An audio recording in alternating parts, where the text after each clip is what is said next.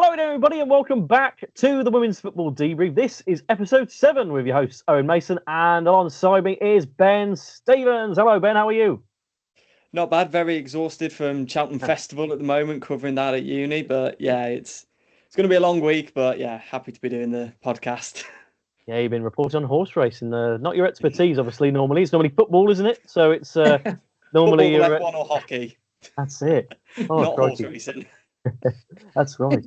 Brilliant. Well, yes, we love our special guests on the podcast, Ben, and we've got another one. We've got an absolute club legend of Cheltenham Town Women and a legend of the women's game in general. It is the one, the only, Emily Owen. Em, how are you? Not too bad, guys. Not too bad. I'm not going to be taking any tips from Ben on the betting side, though. That's for sure. But no, not too bad, guys. Thank you. Not too bad. Good. No, that's good. It's as you say, it's busy for yourself as well in terms of trying to balance work and football and life in general. How is that? Because you, whenever we have a chat, Em, it always seems you're a very busy person. Oh, try to be, Owen. Yeah, try to keep myself busy. But no, yeah, like work's obviously busy. I think because obviously this time of the year as well is what we call like our busy period, if you like, with the different things that we cover at work. So obviously I work in insurance, but it's more specialised insurance. So I manage a team of underwriters who obviously put for people that don't know, it's just putting the premiums on the risks and things like that. So we cover a different range of specialties there. So it's a lot of, when we get busy, it's really busy. But I suppose with the work balance type thing, it's, I suppose you get used to it, obviously, because I've done it, I suppose, all my life now. Obviously, as soon as I left school to get a job, and that was at 16, many moons ago now. But yeah, that was at like 16. I went straight into insurance, and obviously managed football there as well, with whether it's 2, 3, 4 times a week training and games. So luckily with work, I've been able to be quite flexible with it. And obviously they've understood that, that's kind of a key part of my life as well, football. And they're able to kind of say, well, if you're leaving early, make the time up. So let's do that, Owen, as well. But yeah, so it's just a bit of that, really. It's a bit of give and take at the end of the day. So it's not, especially when we have night games and things like that. I suppose because, like you say, because I put a lot in the hours anyway, that I kind of just can leave and be a bit more flexible around football. So it's not too bad. Yeah, we'll go into the season in a bit more detail in just a bit. You alluded to it there with, like, say, when you have night games or if you have a long journey on the coach. It's long old hours. It's when you know, you must really enjoy your downtime when you get it. I mean, literally, my downtime after away trips that are long has to be about 4 days. It's just like, I think, was it Millwall? Oh God, my life. Millwall, I think you were both on there, weren't you? So, oh God, for the viewers, I'm not even joking, right? So Millwall away, that was a really good game, actually. Like, the travel back was the worst. So obviously getting there was pretty fine, to be honest. We left early enough and whatnot. But then, the way back, obviously being literally dead centre of London. I remember going past thinking, like, we're still only here. There is London Bridge. There is Tower Bridge. I was thinking, we're in a big, massive, bright red Cheltenham bus going round. And us sitting in traffic for like an hour. And obviously, because we all wanted to shoot off, stuck in traffic, running through the traffic to get food, running back through the traffic to get on the coach. Like, I think that was probably, to be fair, the longest journey that we've had so far. Because obviously it used to be, obviously when we went to Brighton, Lewes or Lewis, however you want to pronounce it. But yeah, that Millwall trip was long. So I think, a lot of the time, I think it's just when I wake up, I'll just wake up the next day and then I'll think, I'll start my working day from here.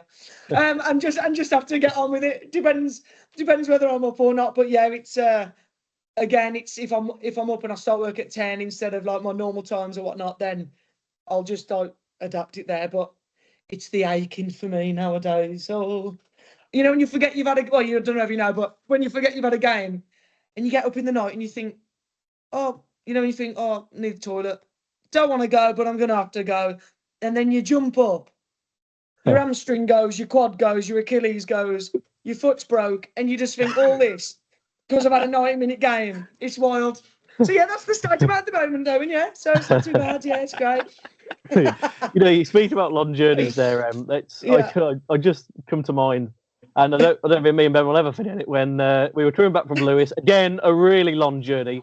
We lost, but the actual journey back was one of the most funniest drives back I ever remember. Ben, that was quite surreal, wasn't it? Really? Yeah, in Mike Harris's car on the way back. That was so funny. And even on the way there with we had Lily in the car instead of Owen, and that was certainly entertaining. I think we spoke about everything. Like the maddest thing is, obviously, Mike, if he watches this, thanks for giving us a lift home, no problem. But it was the steamiest car ride I've ever taken part in. Like, I just remember thinking, like, we've been on this motorway about 7 hours, right? Steamed up, drenched, boiling hot because Mike never turned the heaters off. And he's just like talking loads of absolute crap, mainly about Owen's love life. But we won't get into that now. Unless you want to, Owen. I've got some good advice. But like, no, that was, I couldn't believe that. And did we have like all the kit or something like rammed in between everyone? Yeah, there's no room. Yeah, there was no room, was there? You two were like the kids in the back, so I was arm shotgun in the front of that car. 100%. Oh, that was funny. That was just long, wasn't it, that? Oh, God. That was when we all decided we wanted to stay over, wasn't it, instead of coaching it? So we did the drive down the night before, wasn't it, instead? Oh. And wasn't that when we tried to do like an escape room and go for food and oh, I'd rather have been locked in that escape room for the foreseeable. I was just it was horrible. But it did feel like we were it did feel like we were just on that motorway for ages, and especially I always remember the really slow drivers that we had on the road as well that night. We had to look past them, and everyone, we were like going past them like, do you remember that woman? Was it that woman? And she kept cutting us up and then going backwards and cutting us up. I had to put the window down. I was like, listen, hon, if you carry on, I'm gonna have to throw this pizza at you. Like, I can't do this. But no, I remember that. That was wild. They're just horrific drivers, weren't they? Mike included, actually. Yeah. Pass that on to Mike. Brilliant. Bloody hell, some trips, honestly. Christ, Ben, where were we? I don't know where are we? Season so far. So yes, that's where we are. Getting to the business end of this season now, and obviously, it was a really good start to the year, but potentially a difficult start to 2026. What have you made of it, Em? I suppose, like you said, difficult start again because I feel like obviously I've been here 4 years now, and I don't know whether it's the typical winter months or whatnot, but there's always that after Christmas, everyone's full of Yorkshire puddings coming back like a Yorkshire pudding. And it's like, oh, can't get going. And it's things like that. But it's the weather and we've been like haunted by injuries as well, it seems to be this season, when previous seasons, like, we've all been, touch wood, really, like chilling with injuries. And this season have been like hit really hard with injuries, and it's just like, it just seems a bit like typical, because again we were technically onto, and we still are actually, I think we're still onto like one of our best seasons yet, point wise and things like that. But I always remember there was it was hashtag away, and we did the team talk, and we knew that obviously all we had to do was win that game, and we're top 4. And obviously we carry on momentum. You're looking at top 3, if needs be. And then we came in. Was it 1-0? 1-0? Was it? It didn't start great. I mean, when we were meant to come out, obviously for the warm up, the men were still on the pitch having penos for the crack. They had a cup game. Everyone was watching them. We had to share half a pitch with hashtag, who then refused to move over to their side of the pitch, might I add. So I had to kindly help them move over as well for the podcast. And then we just didn't turn up. And I don't know again whether it was like the pressure or whatnot, but that game kind of sticks in my head a lot from the first part of like this year because of that. Because again, it's like there is so many times, and I think the girls would say the same. Like, there's so many times throughout the season where there's so many things in our grasp, and it's down to us. Like, I don't know if you're probably going to mention it, but like even like last season, we had 2 cup finals.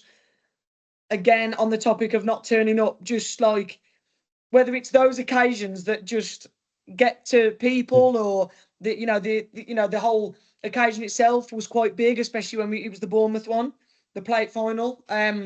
Severe PTSD I have coming to Oxford's pitch now, because it was horrendous. But like, you look at the scoreline, like obviously what was it, 3-2?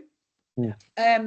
But again, it was like, and even Oxford, it was just a scrappy game, because I did think like it was, like I said, a big occasion. But there's so many times that we've had it in our grasp, and there's always something or someone or something happens, like injury, and it just you can just tell, and you think, oh, like it's not our day today, and it's a shame really, because we should, and we do a lot of the time deserve to be in those finals and to get further than we look to be in the table right now. But again, we have those setbacks, and you just think, oh, like not again, that kind of thing. But we can still do it. Like, I think points wise, you guys probably know better than me. That I probably should know better, but we can still get the best we can, can't we? I think. Yeah. The record is 25, isn't it, Ben? 25 is the record, and we're on 20 at the moment, and then one more win equals the record of 7 of wins. Yeah. Oh, okay, and we've got 5. Is it 5 league games left now, or maybe 4? Because I know one's a county cup. Yeah, 4. Yeah. So we can still do it, like, and see how that pans out. But now I've got 5, to be fair. Like, obviously, like, for the few people that were injured, so like obviously I had to miss 3 games with my some ligament in my foot floating around or whatever. I don't know. Fraser knows best. But and then Cassie as well, like chipped bone in her foot, which is really difficult to, because it's at the end, like, there's no bruising, there's no swelling. Without X-rays, you just don't know. But like, again, we're back now. So you like Poppy again, done her finger, but still managing to playing with mittens now or something. She's sewn her gloves up, little mittens with little bobbles on, which look quite cute. But no, so like, people are starting to come back, and I think it's probably the right time, obviously, with us still being able to kind of achieve that target, really. But yeah. In terms of that, then, Em, in terms of, like you say, it's almost been quite a few things that have happened in terms of injuries or players leaving. You look at how the season started. It was about 8 wins out of 12 to start the season. It was quite a fantastic run to get us underway. And obviously, you go into the Exeter game before Christmas, win 4-0, one of the best games in my recent memory of being at the club. Una scores a hat-trick, which then ends up being her final game for the club. So it's like, it's so many different things. And then there's a month break. So then momentum just doesn't seem to exist. So is that, in terms of, you explained it there, in terms of that's where the season, there's just been too many things not going our way this year. 100%. And that, exactly. That's what I mean. Like the setback. So it's like before then, like, again, I'll touch wood, we had like no injuries. Like, everyone was there. Because again, like, things change as well for different players. So it's like, because, we're not full time, people have jobs and changes in their lives that, like, affect them. So like, obviously Lou, for example, started with us, signed with us, plans to go to uni, a lot changed for her. So again, like, she was no longer able to commit, things like that. And a lot changed at Christmas, because again, it's like, you end up having that month off, say, or like that Christmas period where it's like, oh, you know what, I really love spending time with the family, like not having to worry about football, or in my case, even keeping fit, because I stuffed my face and drank anything that was possible at Christmas, because it was great. But like, I feel like that as well. Like, you do a lot and you go away with the family, you spend time with like I spent loads of time with Ben and stuff like that. So because you both got it off, and then it's like reality hits. And for us, we had a game instantly on that weekend. So like, we trained, so like, for example, Thursday was New Year's Day. So obviously, like, people had planned to go away and stuff like that. And I think there was us and a couple of teams in the same boat anyway. So like we trained on I can't know, it was Friday or the Saturday. Yeah. And then we're going straight into it. So unless you obviously plan to get back into routine like much earlier, then it's Saturday night, shit, I've got a game tomorrow type vibes. Like you get thrown back into the we're back at work, we're back in the routines and stuff. And I think that's probably the most difficult switch, because pre-season you can go on holidays, you do what you want to do, but you've always got that focus to be like, oh, okay, I've been on all my holidays at least a month before now. I'm going to start going back to the gym, getting fit. Because obviously, like, you know, some people are different. Some people use pre-season and like the time off, before pre-season to stay fit and make sure they're still fit coming back. I turn into a slob because I think like my whole body needs to repair and needs at least 3 months max. So obviously I'll use that time anyway to go on all my holidays. And then I think, I'll come back and I give myself that time frame. So I suppose with Christmas, it's just hard to adjust. And with the weather and stuff, like this year, like a couple of weeks ago, it was like we had 2 days of no rain. I mean, like effing hell, what is the world coming to?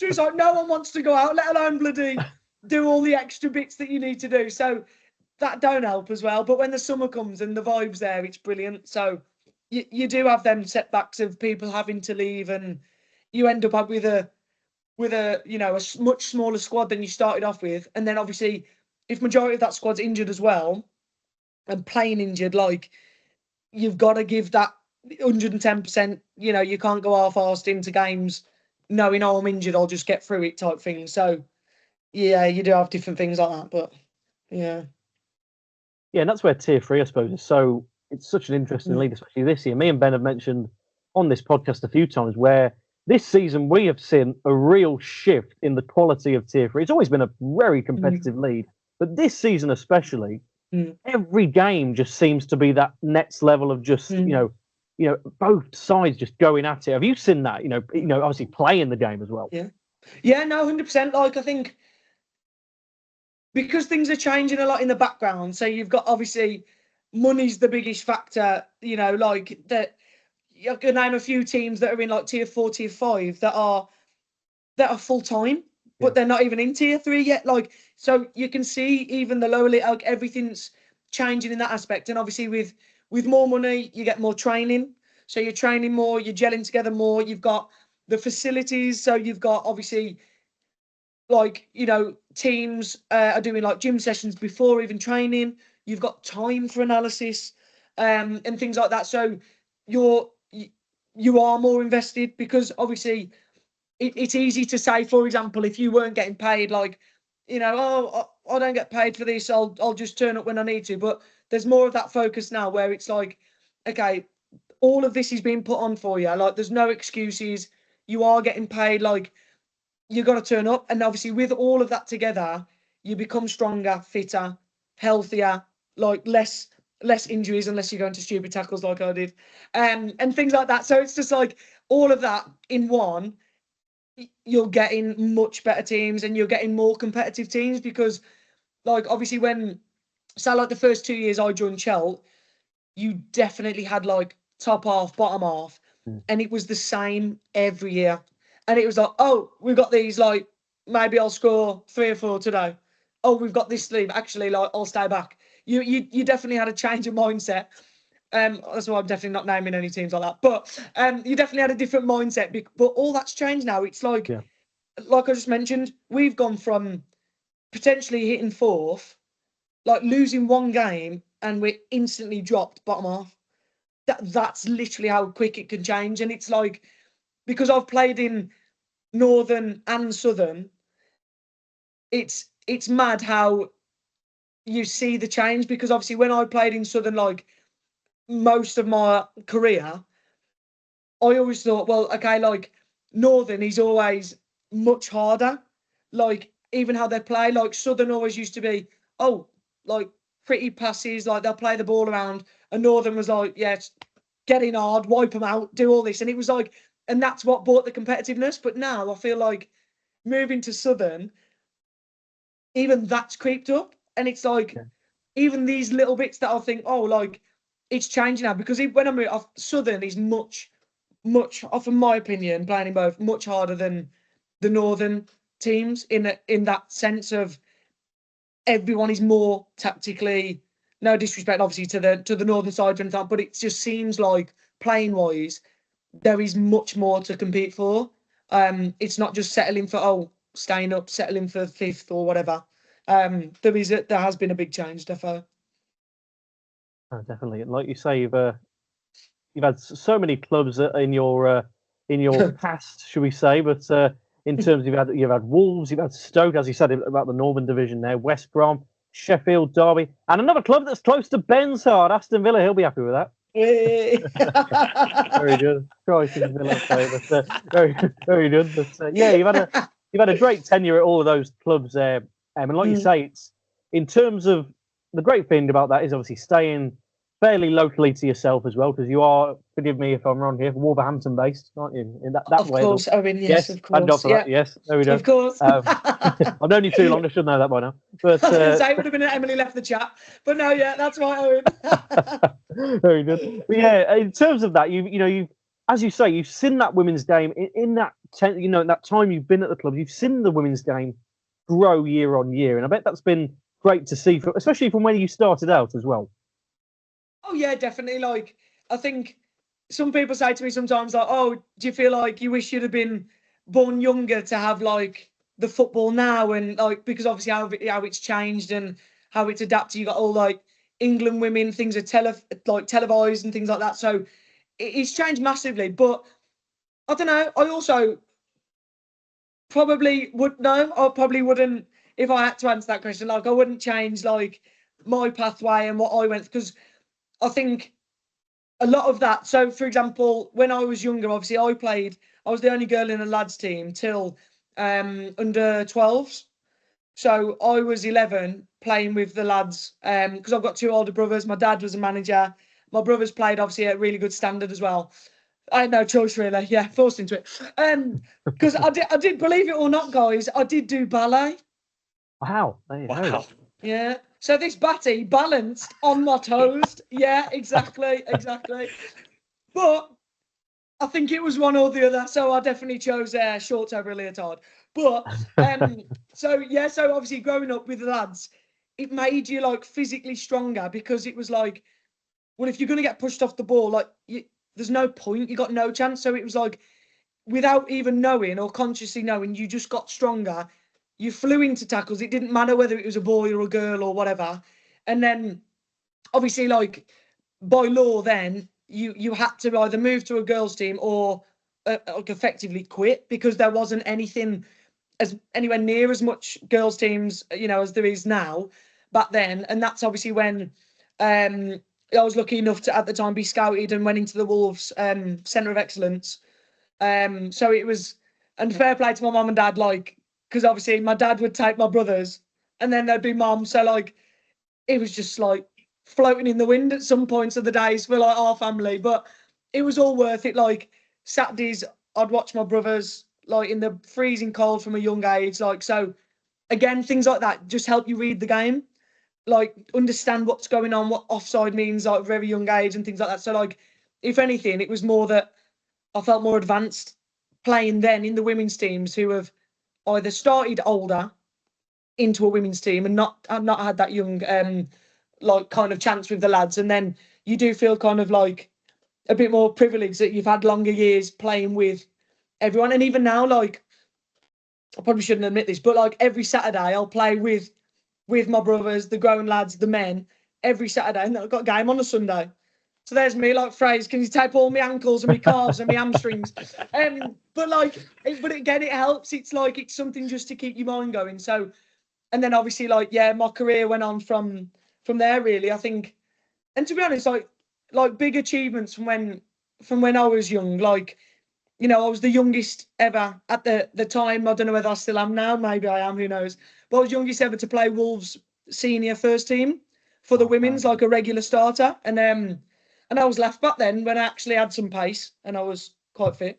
Had some pace, quite fit back then. And then, and that's when it's kind of, just scouted from then on, really. Kind of, I never just moved, although it seems like the longest list in heaven that you just gave Owen there.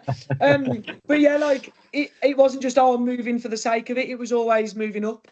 And at the time, obviously, where the teams were and what they could offer, obviously, Villa at the time, they were Super League still. So that was obviously my biggest achievement was obviously going there eventually and actually being scouted by them and playing there, luckily enough. So yeah, I don't think I'd change anything. I like playing the lads, to be fair. But maybe I'll come a bit too strong sometimes, Owen, you know. Tackle Ben in the garden, he goes mad, and I think, oh Ben, I'm sorry. I'm sorry.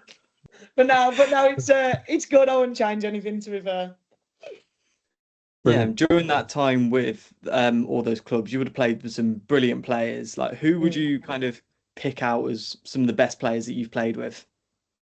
Oh, that's a good one. To be honest, I've got to obviously say, like, I suppose one of my best mates, so Tash Baptiste, she still plays now, but like obviously like more of a, not as like tier 3 or anything, but just like more of like for fun and that. But I always remember she was at Baggies when I joined, and she was the last player. It took like months before we even spoke, and I remember turning up thinking, oh, like what's her problem? Like, she don't like me. Like, why is she not talking to me? Like, I'm new. Like, you introduce, you know, all that kind of stuff that goes through your head, and I remember thinking, like, because she was rapid, absolutely rapid, like get onto anything. And I remember just like watching her, and I just think like she had the strength, the speed, like the technical ability, the lot. I still score better goals than her. She was a striker. Just add in there in case she watches this. But no, she was brilliant. And then this one session, it just clicked, and we ended up like all of us going on holidays together. Like, there was so many good memories. And obviously, like, I only caught with her like the other week actually. But and then like going from that to being like best friends, you take all that with you, memory wise, but also like other players you've got, you know, like people that play in the England squad now. Like, I played with Jill Scott, Alex Scott, Beth Mead. So like, and I remember when I was at Villa, I got asked to mark. I got moved into centre mid, and my instruction was to follow Alex Scott around. And I thought, why? Like, what do I need to follow around for? Is that really like my own instruction? And then I got on the pitch 10 minutes in, and I was like this. I was like, I don't want to follow her anymore. Don't want to follow her anymore. I was like, oh God. But she was brilliant. She was unreal. Like, Steph Houghton, we played at Man City against Man City there. That was probably one of my first experiences where it was like, you're in the grand scheme of things now. Like, you got your armchairs, you're getting changed in.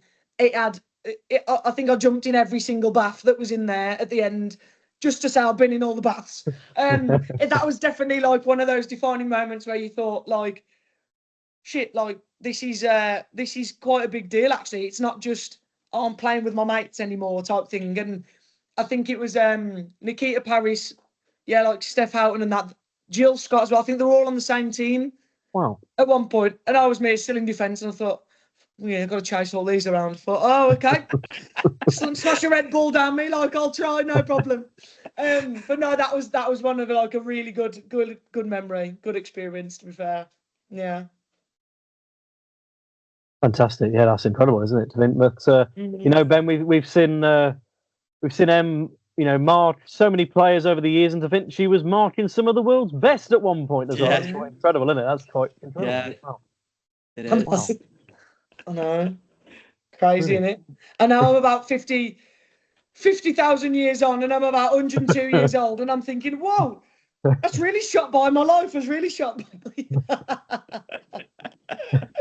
Oh dear. Brilliant. You know, you look back at there, you said about the clubs as well. You look back at one club where, I was saying to Ben before we came on air, that it's almost, there's one club that just seems that's linked to you for the years since. And that is, of course, Stoke. Of course, when you look at the players and coaches that you've been involved with there, it really is a back catalogue. You've got, obviously, Mike Harris, who was on the Women's Football Debrief a few months ago. And then obviously you got Ella Pemberton, of course, now at Bristol Rovers, where you look at, was at Cheltenham only last season. And then, of course, Siege, of course, as well, back in the day, where, two of the 100 club now as well. The only two members of the Cheltenham 100 club. And, of course, one and only Tom Davis. So there's quite a few there that you've been involved with at Stoke, and it's really just shaped your career and now at Cheltenham as well. So how was that time at Stoke? You look back at it now thinking you built some good relationships there. Oh, yeah, brilliantly. I think, especially with Siege, can I just point out, it took her about 15 years to reach the 100 mark. No, I'm joking. But no, especially Siege, I think, because, where we grew up and, where I still live now, her family home is literally 2 minutes from my house. Okay. So, and it's just funny because we never went to the same school or anything, but we were always in and around the same clubs, like Wolves. So not only Stoke, it was Wolves before then, obviously, Siege was with the youngsters. And then obviously coming to Stoke and things like that, and then Chelsea. So it is weird how you think all of those years have passed and she's still here. Nicking my shampoo, nicking my conditioner, nicking my Nivea, everything possible going in the changing room, she nicks. But I think what it was with Stoke, I think because when I initially went there, I was coming from Sheffield. So again, at the time, Sheffield were Super League, so I'd moved to them. Obviously from Villa, I went to Sheffield. I went with two of my mates who were also moving from Villa. We went there, and I think I didn't, because at the time, obviously, I was in a different job as well, and it was so full on, and because we were Super League, there was more expectations, and the training was about 3 hours, 3 times a week. So it was taking me 2.5 to get there. I'd then have a 3-hour training session and then 2.5 back. And I was getting back at 1 a.m, with the birds, getting out of bed and shit like that. And I was just I didn't quite appreciate the length of the travel because I was young and I just thought, I can drive, that's no problem. But then I'd noticed that it started kind of not affecting my performances, but I felt because obviously I still played, I was a frequent starter and stuff, but I just felt personally I wasn't giving enough because I was so tired, and it was obviously I was brilliant the weekends because I'd had Friday, Saturday recovery and not having to travel. But then in the week I thought, well, I don't want to be dropped because I'm tired, I'm not putting enough effort in. So that's when obviously when I'd gone to Stoke, I thought, I was getting out of that routine, and I think, and I was on, probably a downer isn't the right word, but it was I was just annoyed with football because there was so much going on with work and stuff, and then I got there, and obviously we had Frosty was my first manager, and Swanee was the coach, and Swanee ended up obviously the following year being the manager and taking over. But we all know what Stokies are like. They just love everyone. They're such brilliant people, and I turned up and I thought, I was literally there 10 minutes and I thought, oh my God, I feel like I've been here a lifetime. I knew the ins and outs of everyone's relationships, how long they were on the toilet for 10 minutes ago. They were just so open with everything. I just thought, these are my people type thing. Because, well, you guys know, I'm very out there. I don't really care. I try and have a filter as much as possible, but it leaves me sometimes. But they were the same, and I think how welcoming they were, and everyone was so together because it was just one big group, not that person keeps themselves to themselves or that person any cliques, nothing. It was just everyone went everywhere together as well. It was, if you were going out, there wouldn't be a single person that never came out. Even the coaching staff, the managers, they'd do anything for you. And I think that's what actually kept me there, I think, for so long, was that kind of, the camaraderie, the pure friendships that you had there. And what I've still got now, I can message any one of them and they'd be if I needed help, and they'd be there. like vice versa. It's definitely one of those distant friendships, but they're always there. And I think like we did so well as well. Like I think because obviously Tom, so when like Frosty and Swanee moved on, because I think Frosty went to coach the men in the academy. So he that's what he always wanted to do. So he did really well there.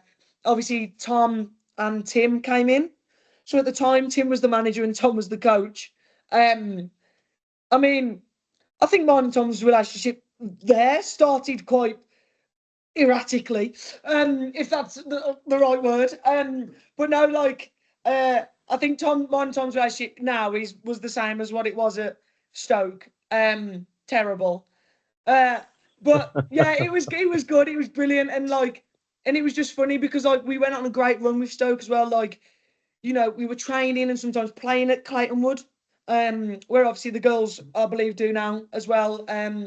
That are there and again, it was just great opportunities given to us by Stoke. We were, you know, we played on the Bet365 a lot, which again was always great experiences. It was like we were really part of one club with the men as well. It wasn't just singled out and things like that. And I think when it's like that, you as a player feel so proud to, as corny as it sounds, like wear the badge, but like you do actually wear it with pride because you think like we get so much, you want to give back with your performances. And I think we did a run of like 11 or 12 games unbeaten, and like we were unstoppable at that time. And back then, that was like the maddest achievement to have, was even winning 2 in a row. Like it was that kind of, you know, up and down. But yeah, we did really well. And then obviously Tom moved on to Chelt much before obviously I did. And yeah, but now great memories from Stoke. They definitely stick with me. Yeah. Fantastic. Over to you, Ben. Yeah, just on those, you know, relationships with club, is that something, you know, we're starting to see it a lot more? Obviously, clubs like Plymouth, Watford, Bournemouth have all got those relationships. Is that something, you know, you're really keen to try and almost, I guess, help promote and, you know, you want to see more of in the women's game? I think it's like, yeah, because I think a lot of the time, you know, from my opinion, like even though it, you know, it probably is to do with like money and things like that, but you know, we never. It was never meant when, for example, when we was at Stoke and we were, you know, we did loads of things with the men. We had all their facilities. It was just, you play for Stoke. This is yours. That's it. Like, and that's how it should be. Like, money was never mentioned. Like, it shouldn't be that, oh, okay, we need to give this certain amount of money to the women's team. And it should just be like, you've signed a contract for that club. If that's a Bournemouth facility or a Plymouth facility, okay, we're sharing it. Like, if the men train in the day, the girls on the night, like, okay, cool. Like, you're sharing it that way. Men play on the Saturday, the women should have the ground on the Sunday. Like, it's doable. And I still don't think we're there yet, to be honest, because I still think it's very much, even though it's great that teams like those and Stoke have that heavy link to the men and they promote that they're very much together. I think that's brilliant. But there is that still, okay, oh, but that's especially for the women, like, or they don't play, for example, on the Bet365 every week, or baggies on the Hawthorns every, like, it doesn't happen every week. The men, and again, like, the men do bring in the most income, and that's that. Like, so they're always gonna kind of get that priority. And I think that's just something that I don't feel will ever change. You know, but you know, that's okay. I still think it's good with the links with the links between the men and the women. I still think is massively important because, like I said, like when you're turning up feeling like, oh, okay, this is my ground, this is my training facility, like it's well looked after, all the grass looks like a bowling green, like, yeah, you want to turn up and you have that sense of like, yeah, I'm ready to play now. Like, oh, it's showing off a bit, really, isn't it? Like what you've got and then to play for it. So, and fair play to the teams that have done that. It's brilliant. You know, it's nice to see, especially you mentioned those. It's funny Ben mentioned the top 3 there in the league because I was about to mention, ask a similar question actually about Watford, Bournemouth, and Plymouth, because you look at those 3, and you think, well, they are the top 3, and you look at them and you think, well, they, as you say, we've just mentioned, significantly backed their women's team, and especially now, especially this Sunday, we're playing a game at home park, which for you and the squad, especially the under players, must be really nice when you can play at those bigger stadiums, like the county ground earlier in the season. Barring the result, you look at it and you think it's nice to be able to play at those grounds more often, isn't it? Yeah, no, definitely, and I think, like I said, like when you feel that kind of sense of importance, like you think, oh, big stadium, like big occasion. Obviously, Plymouth, for example, on Sunday, they've got big crowds. They've got people that want to be in that stadium and being like, oh, Instagram photos, taking the videos, like having all their families and friends there. Like, it is literally an occasion, and every game should be like that. But it doesn't necessarily always feel like that, because sometimes you're turning it like your home ground, as much as you love your home ground, it's not security on arrival. You got your tags, you got big massive stand. Like, that's the sense that you think, okay, now I'm switching on. This is the importance of it. Like, and we got, you got glimpses of it when MK Dons used to be in our league. Like I remember playing there when I was 15 for Wolves. I think there's a video on YouTube somewhere about it. But like, and I remember thinking, even up to, was it last year or the year before, when MK Dons obviously in our league, like, you turned up there and you thought, like, they're so lucky. This is such a lovely place to be able to turn up to, knowing that you've got all these facilities. And it goes back to what I said at the start. Like, you look at our top 3 teams in our league that you mentioned, and it's like they've got the link, the facilities, they're training more, most of them at full time. They're like I said, they've got no excuses. And I'd be asking questions, okay, you got all that if you're at the bottom somewhere. So it's like, realistically, those teams that are doing that, you can see that it does make a difference. It does. So, like, that's why it is so important, because they're all now challenging for promotion. So again, like, fair play to them. Like, they play on better pitches, and they play with each other more. You're going to get better outcomes and more wins, aren't you? So yeah, it's definitely the case. Yeah, and before we just move on to your, obviously moved to Cheltenham 4 years ago. It's mad to think it's 4 years ago, Em. That's flown by. But yeah, it's. But before we move on to that, I just thought you were just saying about the promotion race. We've asked a few people about this. It's quite hotly contested. The three teams at the top. Who's winning? Who's getting promoted as champions out of Bournemouth, Watford, and Plymouth? Has he played all 3 of them? Yeah. To be honest, it's a tough one, isn't it? It's a tough one. Yeah, it is very tight. It's very tight. I personally, I think it will be Watford.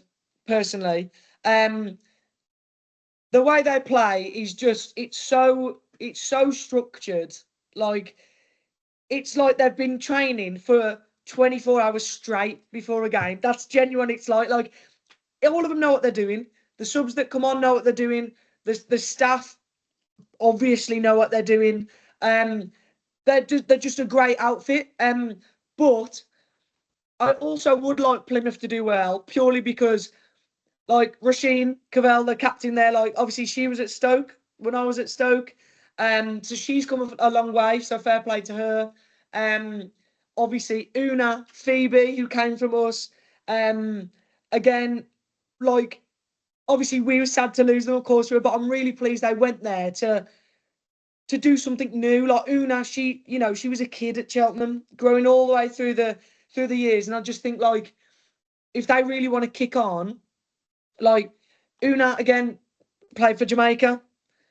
Phoebe in the recent and the last, like, couple of Welsh squads, playing for Wales. So, like, I really want them to do well, because of all, obviously, the players that they've got, of who I've had, obviously, relationships with football in the past. So yeah, between them two, no offence to Bournemouth, but it cannot be Bournemouth, because they beat us in the final last season. I'm sick of them. They thrashed us on Sunday, which was absolutely wild, but I will not repeat the scoreline here. So yeah, it just can't be them, because the name sends me wild. So yeah, I think Watford for the win, but yeah, I want Plymouth to do well, defo. Yeah, someone like Sophie Quirt sends me into nightmares as well, because my first game for Cheltenham was the Portsmouth game a few seasons back, And that was a red hot day, wasn't it? If you remember, back in 2023, I've been here that bloody long damn. It's terrible. But Yeah. I remember that day like it was the Women's World Cup final. We were watching it on the way there, weren't we? And then we played Portsmouth on the opening day, and it was 5-0, wasn't it? I think it was a hat trick from Sophie Quirk that day, which is mad. You definitely repeated the scoreline there, Owen. Thanks for that. I did. Sorry, yes, sorry. Yes. Nah, but you're right. Like, I forgot about the final. That's true. Yeah. But like, I remember that game. It was boiling hot. It was, I was drenched. 5 minutes in, I was drenched, and I just remember because Sophie, she's 100% the best in our league, 100%. So she's brilliant, but she's so down to earth as a player. Like, she's someone that she's been offered pro contracts loads of times, but again, like I meant, like the pay gap, like, you know, it's exactly the same where, like, I can use myself as an example. She's done the same. Like, your job pays more than what a pro contract would offer. Yeah. So unfortunately, you do have to turn them down and just play at the highest level you can without it affecting your actual job, really. So she's done the same, but she's just a nice, good person. And she God, she ran things around us. I think first 10 minutes, Siege on the right. Sophie's on the left, Siege on the right. And then we were like, Siege, you know, just stay tight to her. You just got to, as soon as you get the chance, just wipe her out. You know, the old, and she won't do it again. One of them, right? She took it literally, sent Sophie into the bloody stands, right? Sent her into the stands. Siege was still sliding for about an hour, right? After wiping her out. Got booked within 10 minutes, right? And I thought, oh, Siege, what are you doing? I said, Siege, you got to swap. I had to play on the right with my left foot, and Siege had to play on the left with her right foot because she can't control herself. And I thought, oh, for God's sake, like, so that was quite a funny game, obviously watching us both having to turn the opposite ways and kind of, oh, God. That's probably why it was bloody 5-0. Yeah, just honest to God. Horrible games they were, but I think they might be coming back into our league next season. They're bottom at the moment, yeah. They're bottom at the bottom, only by a point, is it, Ben, at the moment? I think Ipswich were bottom, weren't they? Yeah. Oh, it's between them and Ipswich? Yeah. Oh, well, I'm not even going into Ipswich. You won't say, I'm calling in sick that day and wash my hair. Oh, my God. Everything what a long about journey it. That was as well, Em. That was a long old journey to, God, I felt like we were travelling for ages. Oh, the pitch, the crowd, the lot, it was just woeful. Oh, the only best bit about that was the food at the end. Oh, God. Neither one of them teams are about to. Everything's so far travelling, isn't it? Oh, God. But, we'll have to see who comes down then next year. That'll be interesting. So, obviously, yes, Ben, sorry, carry on. On to slightly more positive things then, and the joining Cheltenham and then getting promoted out of Tier 4. Just talk us through a bit of that. Yeah. So where was it? Yeah. So I suppose I remember speaking to Tom. So Tom, because obviously, like when we obviously he went to Cheltenham, I was obviously elsewhere for quite a few years. And I remember him saying, getting hold of me, and then we had a chat. And Tom being Tom, a 10-minute call ended up into about 2 hours. As usual, it's never 5 or 10 minutes. I probably had a nap in between, who knows? But he rang me and said about, obviously, like, they've got, I think it was like 4 or 5 games left or something, but they were obviously the favourites to get promoted and stuff like that. And I think and I was at West Brom, I think, for the second time, and a lot was changing at West Brom. We had the manager that was in charge as I left. Won't say names, but was absolutely useless. Absolutely useless. And I thought, there's a lot changing here. Like, wasn't really liking what was going on. And obviously, luckily, Tom contacted me at that point.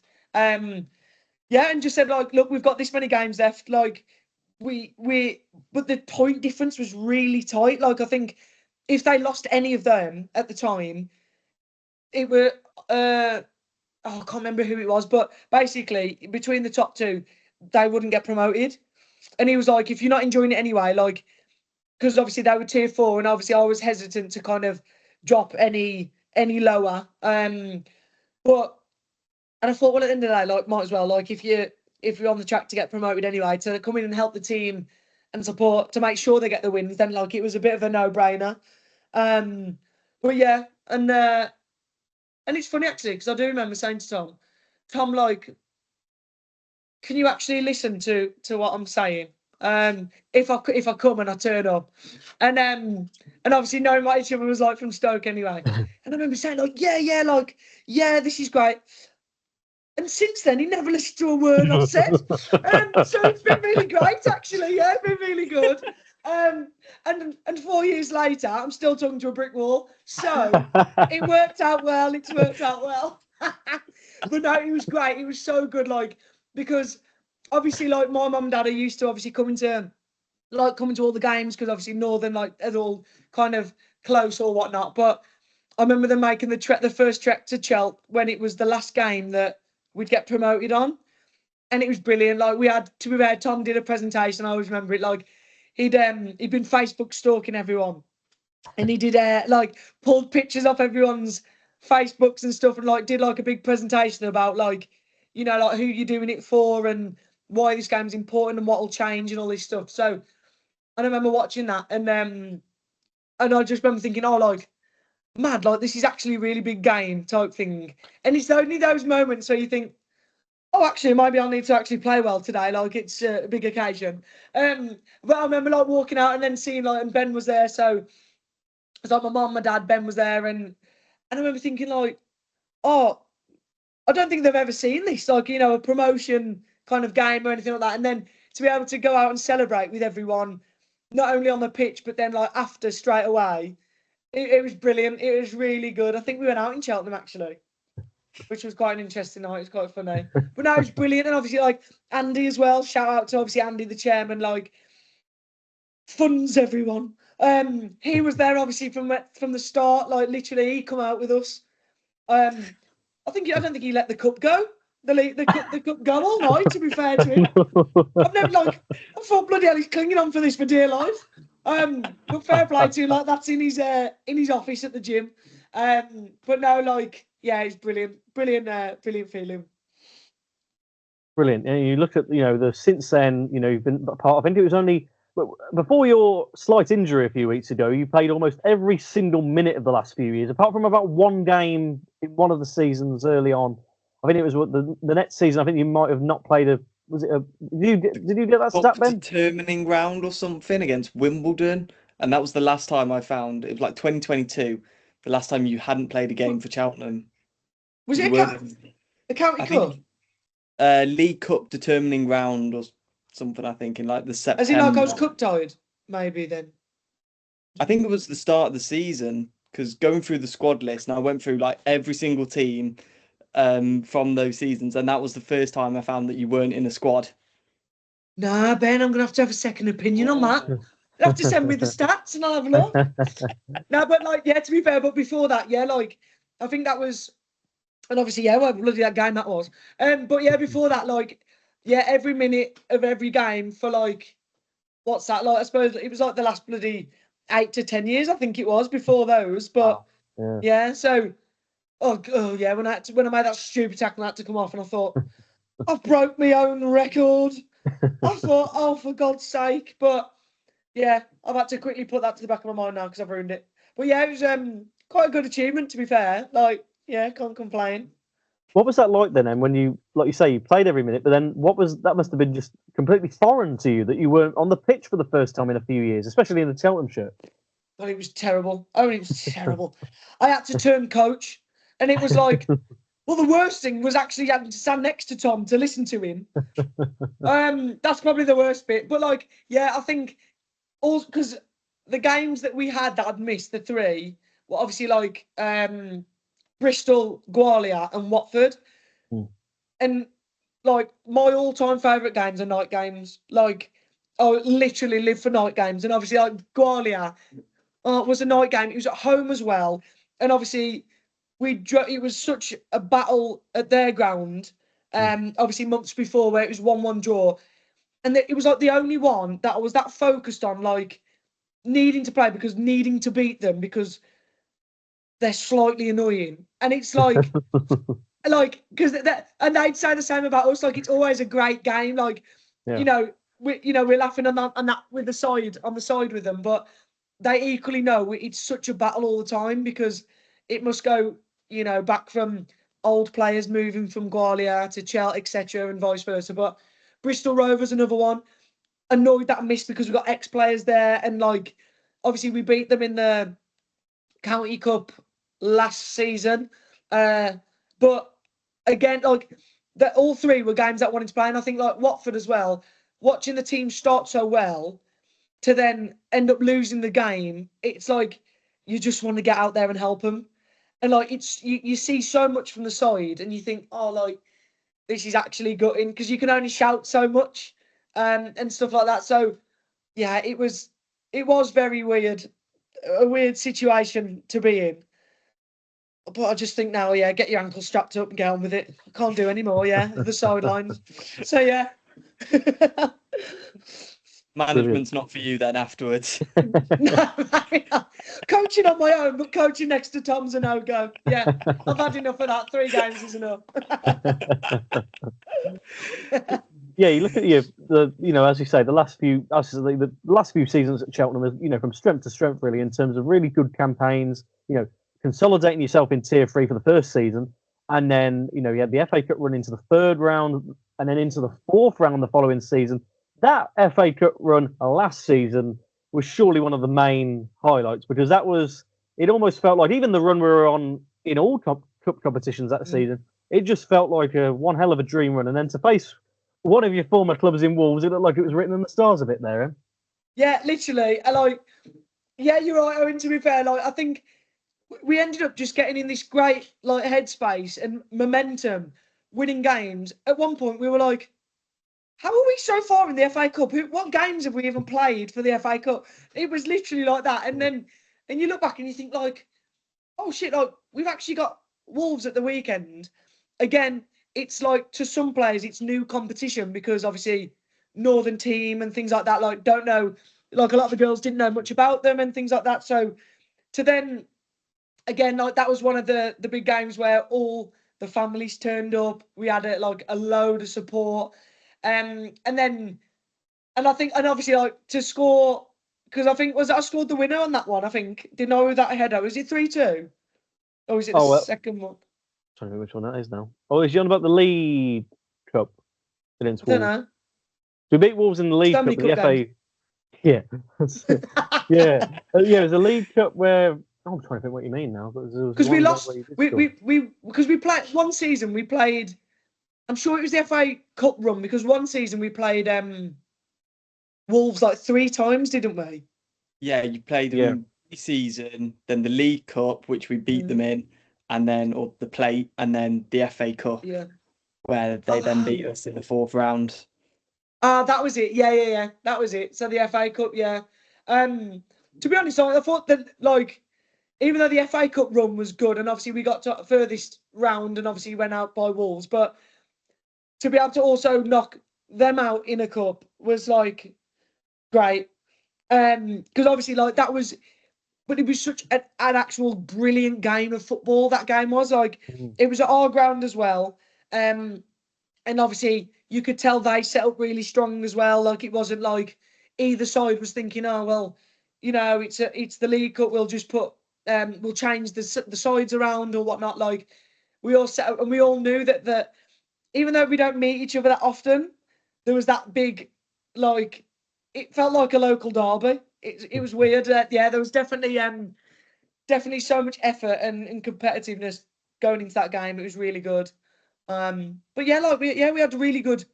We've had a really good couple of seasons, to be fair, especially with games even games we shouldn't have won, we've won, and vice versa. Things like that, not played very well and still won them. They're probably the best ones, but yeah, I think we've done overall. The time I've been here, we've done really quite well, to be honest. Fantastic. Yeah, and we it was always a like you say, last season we ended up playing so many games in that sense. It was like almost every week, wasn't it? And you look back at the two finals in the end obviously didn't go our way, but at the same time, those runs in particular, as you just mentioned, the plate run, it just especially with some of those games were going to extra time. I think extra time was like twice in 2 weeks. Like it was a taxing season, but that squad, you're 1 or 2 games away there from having some of the best season in the club's history. Mm-hmm. Yeah, 100%. I mean, like you said, I think that's why I look at this season. I think the amount of games that we played last season, we had like 0 injuries. And we've had the least ever, and the world is injured. So it's like it's crazy, really. But like, yeah, I think the run, like you said, I think it was just a matter of momentum. I think like we were all like in camp as well. We were all positive. We were all really on a high, and really everyone enjoying what we were aiming towards and the football we were playing. But yeah, I think got those 2 cup finals. One was on the Sunday, which was a massive occasion, and then the next one was on the Tuesday, and it's like, and again, it was just a bit like no one else was playing. So again, we approached, was it the FA or whatever, and asked to be, for it to be moved and stuff, and it's just we ended up losing both of those finals. But again, obviously to get there, it was just the whole thing was tiring because it was at the end, like near the end of the season as well. It was just shattering. It was literally shattering. Like you said, like there was so many minutes played with the same people as well. Like it was mad, yeah. But yeah. So my memory's going back to those 2 cup finals. And I'm trying to ignore it quickly. Any more from you, Ben, as we go into one more positive note? Yeah, so just kind of finishing off the Cheltenham aspect with, being the captain and having a leadership group as well for what is such a young squad this year. How important is it to have those other players around you that are also leaders within the team? Oh yeah, 100%. Like it's obviously easier for me then. Like you've got like when Libby came in, I think like what 2024. Fee, Siege, like Meg. You've got so many kind of seniors now. Seniors because we're all about 102, but you got like so the balance is right. So you've got like the seniors, obviously that do kind of obviously take that leadership role anyway. And then you've obviously got like the youngsters as well that kind of they bring the energy and they bring the vibe and it's like that match as well, that balance on the pitch, it does work. Well, when it works, it definitely does work. But like together, it is a great mix. But I think, to be honest, it's nice to have that as well because obviously, like, it's so easy for me to go into games and like and bark orders or do what we need to do and lead by example. But it's nice that when you've got other people as well on the same wavelength as you to be like, actually, let me back that up as well to kind of get that point across or get to understand how we want to play and things like that. So yeah, it does really help. Yeah. Yeah, and you look at one thing that I always remember in terms of a off the pitch was coming up to about a year ago. Obviously I was really honoured to be invited to the wedding of your fine self and obviously your partner Ben. Obviously that's almost a year ago, which is incredible to think of, really. Which is mad. What was it? Davenport House, if I remember. Yeah, that's it. Near Bridge North. Yeah, what a venue. And you look back at that day, and you were mentioning about relationships there on the pitch, and you look at the likes of people who were there in terms of, the players that were there, like Libby, Siege, Fee, and you look at the players that have been there in terms of, from Annabelle, who was there from the previous Cheltenham years, now at Cowser, of course. But you look at that, and that was nice because it was a mix of coaching stuff, family, and friends, and it all was just one hell of a night, and it was great to be a part of. Just take us back to that, because of course it was your wedding day. Oh, cute. Oh no, it was great, wasn't it? You were there, yeah, you were there as well, obviously. But no, it was brilliant. I think because at the end of the day, like football has been such a massive part of my life. To then not have anyone from football would just be like, it would just seem odd to me. Like, I suppose even people were there from previous clubs. Obviously, you guys probably would have known them, but like for all like the players, you know, that are still also friends to turn up, like it just meant so much. I think, you know, to see all your family and friends like on the day, and then for everyone to come together on the night, you know, like getting drunk, doing what needs to be done, you know, that's kind of dancing and stuff. So it was just brilliant, and it was so nice seeing everyone together, because again, like when you've got that environment, like you know, you do want to do more for each other, you want to then play better and stuff like that. So I think, yeah, the wedding was definitely a perfect opportunity to kind of get everyone even closer together. But it's literally, oh my God, 27th of March, coming up to a year. I'm going to ask Ben what he sorted for the anniversary after this, actually. I'll see what he's done. But no, like, yeah, it's mad. We'll have to do another big event, I think. And then yeah, we'll all get together again. But yeah, it's definitely worth it. It was great to have all the staff involved and stuff as well. So yeah, it's lovely. Yes, it was nice to put my big pink suit on, and you know, it set me up nicely because my birthday was the next day, so I got absolutely hammered, and it was my birthday, so it was great. So that's brilliant. But you know, even just finally, I was just thinking about that wedding. We mentioned earlier where I remember having a really good chat with your mum and dad, and I always remember this when they were saying about the commentary, because we just about started it about a month or so, you know, prior to your wedding, and I always remember saying, I'd always remember because it's literally the older version of yourself, honestly, and they are literally like doubles of yourself. It's incredible. And I was chatting to them, and we were chatting about the commentary, and they were saying it's great because, you know, I'm going into an accent now. It's great. I didn't notice that, Owen. I didn't notice. And you know, that was really good. And I was saying, oh, sorry, I didn't go for it. It's great, you know, because we can't go to the games often, you know, but we go and we listen to the commentary, and it's great. And honestly, I thought that was brilliant. That was such a heartwarming thing for me that, you know, you can have an impact with players' families. But what's even happening? We descended into chaos here. It's incredible. But yeah, if I will get my point across, even if you know me, I'll go off on a massive tangent. Yeah, just finally on your mum and dad, how much of an inspiration are they to you? You mentioned it earlier, but just, you know, for them to be there every step of the way and still support you on your football journey, that must be brilliant. Massively. I think, you know, that, to be honest, throughout my whole career, whether coaches, managers, anyone's ever said anything or tried to teach me anything, like, not that I wouldn't listen, but I would only listen for, you know, advice and things that would come from my mum and dad, because funnily enough, like, obviously, like, my mum and dad had been together since they were like 17, and my mum's never played football in a lot, like, she'd be upside down before she'd even try and do a keepy up, like, do you know what I mean?